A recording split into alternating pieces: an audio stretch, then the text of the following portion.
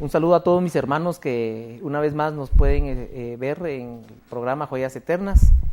Mi nombre es Jorge Quiroa y en esta oportunidad queremos tocar el tema que creo que es muy importante porque creo que puede generar situaciones que pueden ser hasta cierto punto, pienso, fatales, ¿verdad? Y el tema es el yugo desigual, mi hermano pastor.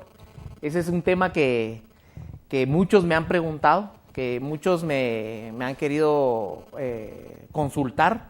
Sin embargo, no creo tener el conocimiento, la condición como para dar una respuesta. Sin embargo, pues como nos ven, afortunadamente, me gustaría que compartiera usted este importante tema. Bueno, la verdad es que cuando hablamos del yugo desigual, y me hace la pregunta así muy general, pues podemos hablar el yugo desigual en la iglesia, podemos hablarlo en la formación de un matrimonio, en un matrimonio ya formado, en sociedades anónimas, empresariales, podemos hablarlo de mil formas. Cuando hablamos de yugo desigual, estamos hablando de querer hacer una unidad, una unión entre personas que discrepan en la fe o que discrepan en el contenido de la fe. Entonces vamos a, no sé en qué ángulo la quieras tomar. Casualmente han sido dos de los que ha mencionado, y es que me consultaba un amigo, me decía, yo soy cristiano y quiero formalizar un negocio, una empresa con esta persona, pero esta persona no es cristiana. Bueno, vamos a platicar esta... puedo, me dicen, ¿verdad? Vamos a hablar de esto. Mira, las sociedades siempre son un riesgo como cualquier cosa en la vida. No hay nada en la vida que no tenga un riesgo. Todo tiene un riesgo. Por eso, lo más sabio es, antes de comenzar una relación, primero tendríamos que preguntarle al Espíritu Santo qué tan viable es la sociedad que se quiere formar. Número 2, hablar. Algo que mucha gente evita para evitar roces es hablar. Y creo que lo más importante es hablar, aunque en el momento cause ciertos roces, lo mejor es la comunicación, comunicar lo que uno siente. Entonces, en el caso de uno como cristiano, si va a formar una sociedad con otro cristiano, de todos modos tiene que platicar. El peor error que pueda cometer un cristiano es pensar que como el otro va a la iglesia, como el otro sirve, como el otro adora, alaba y hasta tiene manifestaciones de alabanza, ya es una persona correcta, íntegra, justa. Y entonces, sin poner, diálogo de por medio, las reglas vienen claras, ni escribirlas, entonces se cae en el asunto de que hacen la sociedad en la confianza de que es de la iglesia, que es de la fe, y resulta ser que la experiencia es nefasta.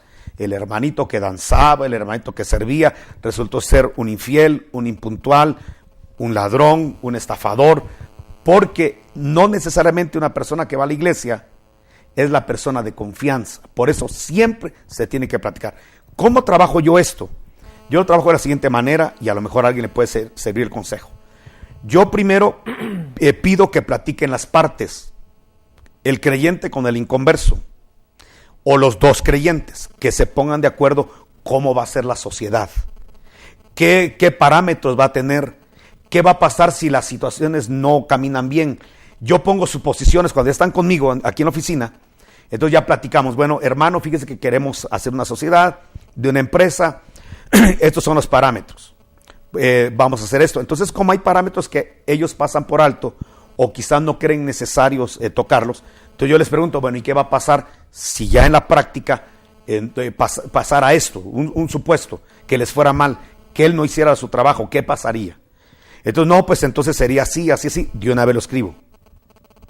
¿Y qué pasaría si la sociedad se disuelve? ¿Cómo va a quedar disuelta? ¿Cómo se van a dividir los activos? ¿Cómo se van a dividir los bienes? ¿Cómo sería esto? Bueno, si quedaran deudas, ¿cómo se pagarían? ¿Quién las pagaría? ¿Cómo se haría? Bueno, yo siempre pongo alternativas, no que sea una persona negativa, soy una persona de visión. porque he visto cristianos fracasar. He visto empresas de creyentes cerrarse por mala administración, por lo que sea. Entonces yo siempre preveo eso.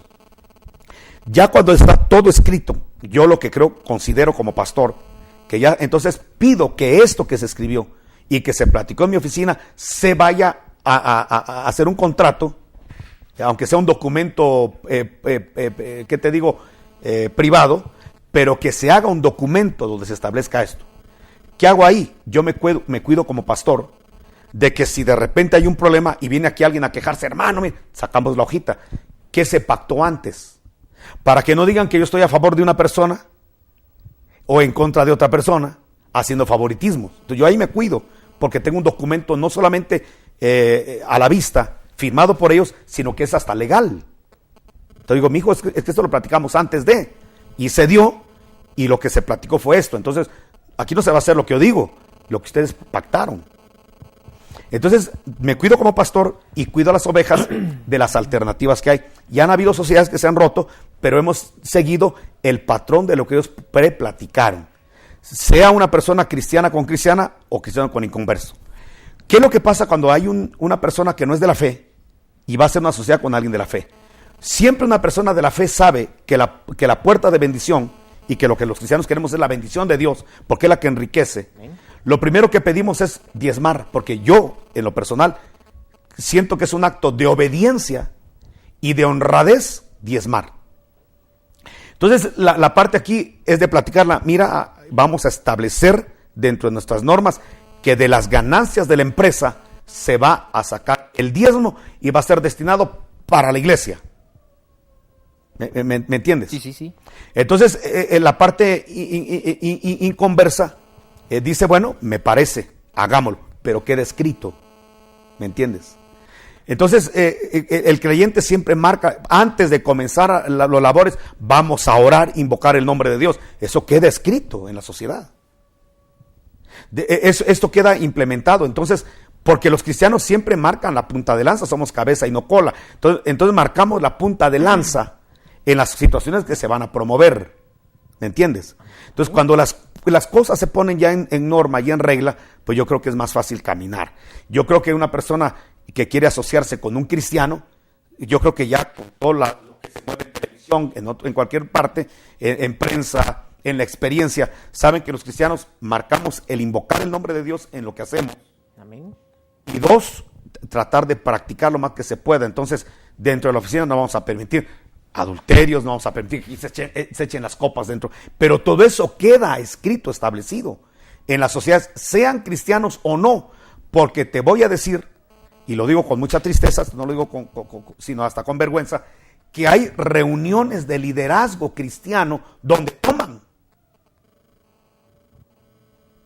De hecho, una mi ovejita, y lo digo con mucho temor de lo que voy a sacar, pero una mi ovejita se fue a otra congregación porque se casó con una persona de otra congregación que era líder. Entonces ella llegó conmigo aquí asustada y me dijo, hermano Nando, dígame la verdad, por favor. Ella ya no se congregaba conmigo.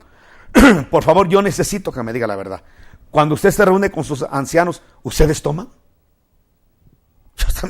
Yo primero me empecé a matar de la risa, ¿va? Y dije, no, la verdad que aquí no tomamos café, pero jamás licor, pues, si es a eso te refieres.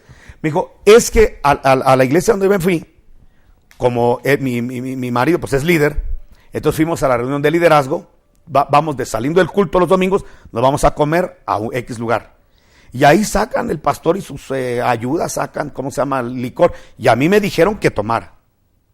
Yo les dije que yo no tomaba. Entonces ellos me aseguraron que usted y todos los pastores cuando se reúnen con sus líderes se echan los tragos, porque somos maduros. Y los maduros se echan los tragos y toda la cosa. Y me dijo, hermano, me dijeron que eso era muy normal. Entonces yo quiero preguntar si ustedes lo hacen. Yo me imagino ya aquí con todos los de liderazgo, ¿no? Echándonos los tragos. La verdad que es una cosa ridícula. No, jamás lo hacemos. Pero vamos a que, te digo, dentro de los mismos cristianos, hay cosas muy deleznables. Como para decir, como este es cristiano y va a la iglesia, sin poner bases y con toda la confianza, invirtamos, hagamos una sociedad que después puede ser perjudicial. Donde la gente que confía demasiado, lo que va a resultar es con deudas, decepcionado de la iglesia hasta a dejar de congregarse por algo, por un exceso de confianza. La Biblia es muy clara: maldito el hombre que confía en otro hombre. Y no es de que Dios lo maldiga, sino de que cuando una persona le da toda su confianza a otra persona, va a terminar tarde o temprano decepcionada, porque si la persona, y lo hemos platicado, una persona puede comenzar bien en el evangelio como los Gálatas y terminar en la carne. Entonces a lo mejor lo agarramos al inicio de la sociedad en sus mejores momentos espirituales, pero después puede volverse una persona carnal y en esa carnalidad hacerle daño a la sociedad. Por eso yo soy de la opinión que aunque sean cristianos los que van a hacer la sociedad, que van a hacer una negociación, siempre se escriba y se legalice. Por 125, 150 que te va a cobrar un notario, vale la pena asegurar la inversión y asegurar la amistad y los buenos términos dentro de la congregación. Ahora, mi hermano, algo importante que usted mencionó era, Entonces, perdón por la pregunta, ¿sí se puede hacer negociaciones con inconversos? Desde luego que sí, pero establecer las reglas, y te digo, aún dentro de los cristianos, también se tienen que establecer las reglas y escribirse. Ahora, mi hermano, sí, digamos, ¿qué pasaría? Pues nosotros tenemos el conocimiento de que los pecados de los padres pueden llegar a afectar a los hijos. Digamos de que este hijo, que podríamos decir que está bajo una maldición, pues porque no ha tenido un encuentro personal con Jesucristo, esa maldición puede llegar a afectar a la empresa, digamos. Es decir, son idólatras, hacen o le rinden culto a otros dioses. No, mira, no, vamos a establecer esto claro, mira. De hecho, Jesús fue muy claro en orarle al Padre y decirle: no te pido que los quites del mundo, sino que los guardes del mal que hay en el mundo. Entonces, vamos a decirlo de esta manera: una persona, un cristiano, donde quiera que va, prospera hasta los inconversos. Tenemos mucha evidencia bíblica. Por ejemplo, José. José llegó a la casa de un inconverso llamado Potifar, un idólatra total.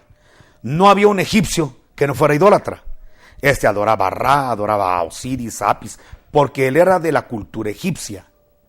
Pero cuando José entró, y él no entró ni como socio, él entró como un trabajador, dice la escritura que Dios bendijo a Potifar, al idólatra Potifar, a la adúltera de la mujer de Potifar. Ella recibió prosperidad porque José llegó a esa casa. Entonces, aunque sea tu socio, tu vecindario de inconversos, la oficina donde trabajas de inconversos, si tú llevas la bendición de Dios, esa es la que prevalece. ¿Me explico? Sí. Por eso somos la luz del mundo. Por eso somos la sal de la tierra.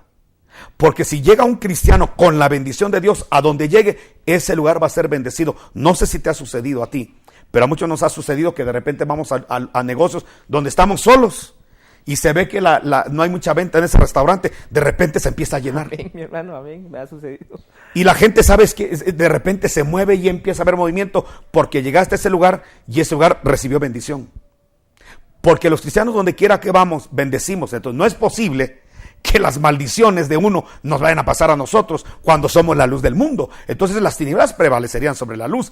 Y Juan capítulo 1 dice que cuando la luz vino al mundo, cuando viene la luz al mundo, las tinieblas no prevalecen contra la luz. Ahí está la base bíblica para decir que entremos a donde entremos, los lugares donde estemos van a ser bendecidos. Y hay más evidencia bíblica de gente de Dios que llega a un lugar y ese lugar es totalmente bendecido por un cristiano. Qué bendición conocer esto. Yo en el medio pues que me desarrollo sí se da. Yo diría que... Bueno, tú eres ingeniero, ¿no has hecho construcciones a gente inconversa? ¿O sobre iglesias has construido? No, sí, me doy a entender. ¿O solo con cristianos has hecho pacto? Yo sé que has construido iglesias. Te has colocado techos de iglesias y toda la cosa. Bueno, está bien, qué bendición. Pero no me dejarás mentir que has hecho negocios con inconversos. Entonces los cristianos tendríamos que seleccionar y poner un rótulo. Aquí en tu constructora, aquí solo construimos viviendas, edificios para gente cristiana. Todos los que son inconversos pasen a la oficina de la par. Eso jamás podrías hacerlo. Por eso Jesús fue muy claro: no te pido que los quites del mundo, sino que los guardes del mal. Hablemos de Jesús, Jesús la luz del mundo. Jesús llegó a Zabulón y a Neftalí. Zabulón y Neftalí eran ciudades marítimas asentadas en tinieblas. Quiere decir que esa gente pecaba con fundamento. Porque hay gente que peca por placer, por carnalidad y ni sabe por qué peca. Pero esta gente pecaba con fundamento, con filosofía, con religión, con lo que sea. Habían fundamentos de tinieblas para poder desarrollar lo que desarrollan. Pero Jesús, que es la luz del mundo, llegó a Neftalí y Zabulón, a esas ciudades asentadas en tinieblas. Y dice la Biblia, ciudades marítimas en tinieblas vieron una gran luz. Jesús no salió de ese lugar, ay, oren por mí, me siento contaminado, porque entré en un lugar de muchas tinieblas, donde habían brujos, donde había, por amor de Dios, ¿qué está pasando? Si nosotros somos la luz del mundo, las tinieblas no prevalecen contra nosotros. Claro, si no abrimos puertas, claro, si no somos personas que tengamos la fascinación por las tinieblas. Te voy a poner otro ejemplo. En Apocalipsis, a las 7 iglesias les mandan una carta. Y a una de las iglesias les mandan una carta donde le dicen, yo sé dónde moras. Moras donde tiene su trono Satanás. Y ahí retienes mi nombre y mi testimonio.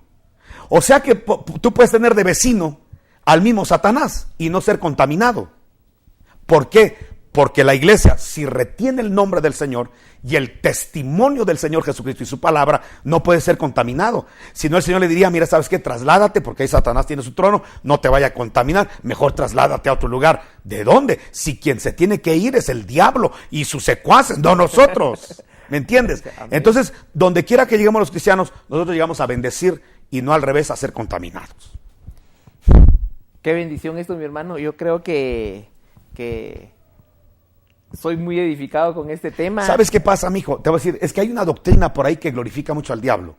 Hay iglesias donde hablan más del diablo que de Dios. Hablan más del poder del diablo que de Dios. Y entonces le dicen a la gente, cuídese usted, porque de repente si pasa usted por un lugar donde hay idolatría, ocultismo, demonios se le van a pegar en el pelo. Y es una cosa ridícula. Yo oí a un pastor un día predicar y con respeto de él, yo sé que no me está oyendo, pero decía que los demonios, cuando la gente de repente tenía sueño en las iglesias, decía que los demonios se le colgaban de las pestañas. Qué cosa más ridícula. Y lo que pasa es que habían demonios, hay unos, en cada pestaña había un demonio cerrándole los ojos y hermano, la verdad qué cosa más ridícula, ¿va? Sí creo que hay pesadez espiritual, que hay que reprenderla, pero no en todas las personas que de repente les entra sueño en un culto porque tuvieron una actividad muy prolongada y a pesar de eso fueron a la iglesia porque no tienen vehículo. En el caso yo conozco familias que van desde la zona 6 hasta la zona 3 caminando después de una jornada de 8 horas de trabajo o más. Y llegan todavía hacen el esfuerzo de ir a la iglesia en un momento determinado, no digamos si el pastor es anestésico, de repente pues empiezan a cabecear y a llamar al pastor, ¿va? Pero todo eso no necesariamente tiene que ser un demonio. O sea, esas situaciones que se viven, pero yo conozco gente que de repente pasa por donde hay una procesión, ¿va? Y le cae un poco de ese incienso que para mí es totalmente desagradable. Entonces viene, hermano, ore por mí. ¿Qué le pasó? Es que respiré un poco de ese humo y eso me tiene endemoniado, ya estoy contaminado. Por favor, hombre, o sea, ¿de qué estamos hablando? Pablo fue a Atenas, donde en Atenas en todas las calles habían cultos idolátricos e ídolos. Y no llamaba a Timoteo, por favor, venga, porque ya me siento endemoniado y contaminado con tanto ídolo. Al contrario, se va a predicar con toda la unción del Espíritu, y le fue a decir a los atenienses, mire, ustedes tienen un montón de altares en las calles y cultos en los altares, yo les vengo a hablar del Dios que ustedes no conocen, y empezó a predicar el Evangelio. Entonces, esto te prueba de que los cristianos no somos entes de contaminación, no somos esponjas que absorbemos la maldad, la iniquidad, los espíritus que pululan en los ambientes. Al contrario, somos los vectores que reprendemos y echamos fuera las tinieblas porque somos la luz del mundo. Amén. Y la sal de la tierra. Amén. ¿Qué pasa si de los socios, digamos el no converso, no acepta el término de orar antes de las jornadas? Pues yo no haría sociedad con nadie de eso. Eso podría ser una Mira, yo jamás haría sociedad con uno que le roba a Dios. Tú sabes que la Biblia, Malaquías capítulo 3, establece que el que no diezma es un ladrón. Y Dios lo va a decir con toda claridad. El hombre que no diezma y que no ofrenda es un ladrón. Le está robando a Dios. No lo voy a explicar ahorita porque no es el tema, pero le está robando a Dios el que no ofrenda y diezma. Entonces te voy a hacer una pregunta. Si una persona le roba a Dios, ¿no te va a robar a ti? Claro. Por favor, si no respeta a Dios, ¿te va a respetar a ti? Si no lo honra a él, te va a honrar a ti. Entonces, yo jamás haría sociedad con una persona que no quiera honrar a Dios. Jamás haría una sociedad con una persona que le roba a Dios. Pues si le roba a Dios, me va a robar a mí, seguro, ¿verdad? Qué interesante la respuesta. Ahí entonces, ahí se habría un yugo desigual. Mira, socio, vamos a diezmar. No, vos, entonces ahí hay yugo desigual. Mira, socio, vamos a orar porque vamos a invocar el nombre de Dios cada vez que antes que construyamos, vamos a reunir a todos, vamos a orar. No, socio, no. Entonces estás en yugo desigual. Ahí es donde Pablo dice, no os unáis en yugo desigual. Pero si la parte que no se congrega, la parte que es inconversa, te dice, mira, tú eres el cristiano. Tú sabes orar, manéjalo tú. Está bien, estoy de acuerdo, hagámoslo, ¿verdad? Sí, entonces ya estás entrando, ya no en una desigualdad, sino estás entrando en un pacto, ahí sí es una sociedad donde no hay yugo desigual, porque la parte ignorante de la Biblia está cediendo. Y acuérdate que no es el oidor de la ley el que es circunciso para Dios, sino el hacedor de la palabra. Entonces dice, si hay un inconverso, dice el apóstol Pablo, un incircunciso, pero que hace lo que la Biblia dice, su incircuncisión será contada como circuncisión. Ya notas el pasaje. Ahora, si hace sociedad con un cristiano, pero ese cristiano te dice, mira, es que está mal la empresa, mejor este mes no diezmemos y después diezmamos el otro mes. Ese oidor de la palabra, como no hace lo que dice la Biblia, su circuncisión será contada como incircuncisión. Romanos capítulo número 2. Por eso, hermano, ingeniero Jorge, no es el oidor de la palabra, el que se sabe los estudios y hasta puede repetir la Biblia, con el que tienes que asociarte, sino con el que esté dispuesto a cumplir lo que dice la Escritura. ¿Qué más? Muy interesante, definitivamente. Ahí vemos de que se puede romper una sociedad, un yugo, o sea, romper el yugo. Mejor dicho, no hacerlo. No, pero digamos, no hacerlo, pero si se hace una sociedad o se tiene yugo, entre comillas, de igualdad, pero luego ya no se cumple lo escrito, lo establecido, el fundamento. Por eso es que tienes que tener un instrumento legal. ¿Sabes por qué? Porque si los dos son de la iglesia, de la misma iglesia, pero luego no diezman, va a ser muy fácil porque entonces lo traes aquí a la oficina y platicamos. ¿Me entiendes? Es más fácil. Pero ¿qué pasa con la persona? Dice, oye, ¿por qué voy a ir a la oficina de tu pastor? Ese no es mi pastor. Ahí está el problema. Sí. Entonces, por eso Dios estableció jueces. Romanos capítulo 13, ve con el juez para que te haga justicia, porque el juez es un siervo de Dios. Entonces, cuando las partes en sociedad no reconocen una autoridad espiritual para sujetarse, entonces para eso están los jueces, para sujetar a todos. Qué interesante. Y si haces el bien, dice Pablo, no le temas al juez ni a la autoridad, pero si estás haciendo mal, entonces teme, porque para eso está ese siervo de Dios que te va a ordenar y te va a sujetar.